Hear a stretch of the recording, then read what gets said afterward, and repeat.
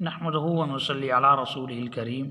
اما بعد فاعوذ باللہ من الشیطان الرجیم بسم اللہ الرحمن الرحیم۔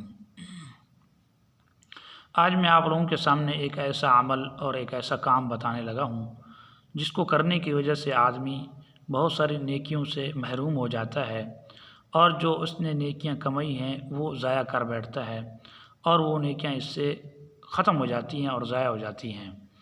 تو جہاں ہمیں نیکی کرنے کا حکم دیا جاتا ہے اور نیک باتیں کہنے اور سننے کو ملتی ہیں،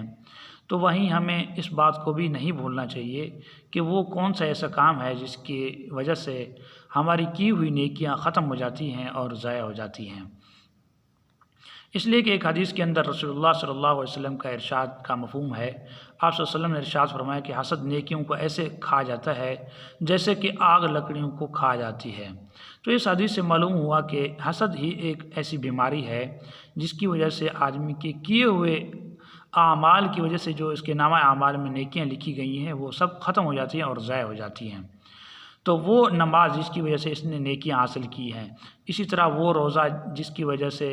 آدمی نے بھوک اور پیاس برداشت کرنے کے بعد جو اس نے نیکیاں حاصل کی ہیں، تو وہ اس بیماری اور اس کام کی وجہ سے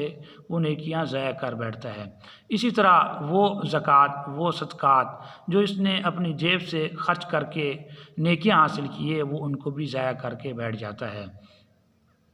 اسی طرح قرآن شریف کی تلاوت ہے، گرمی اور سردی میں ٹھنڈے اور گرم پانی سے وضو کر کے جو اس نے نیکیاں حاصل کی ہیں اس کو بھی یہ ضائع کر کے بیٹھ جاتا ہے، صرف ایک اس حسد والی بیماری کی وجہ سے۔ تو اس لیے ہمیں بھی چاہیے کہ جہاں ہم جتنی فکر ہم نیکی کرنے کی کرتے ہیں، اور جتنی فکر ہم نماز پڑھنے کی کرتے ہیں، اور جتنی فکر ہم نماز کی تلاوت کرنے کی کرتے ہیں، اس سے کہیں زیادہ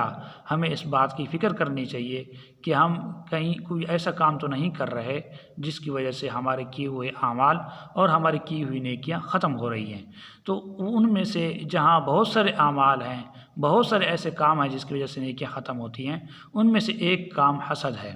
یعنی ایک ایسی بیماری ہے جس کو حسد کہا گیا ہے۔ تو ہمیں سب سے پہلے تو یہ کوشش کرنی چاہیے کہ ہم اس بیماری سے اپنے آپ کو بچائیں۔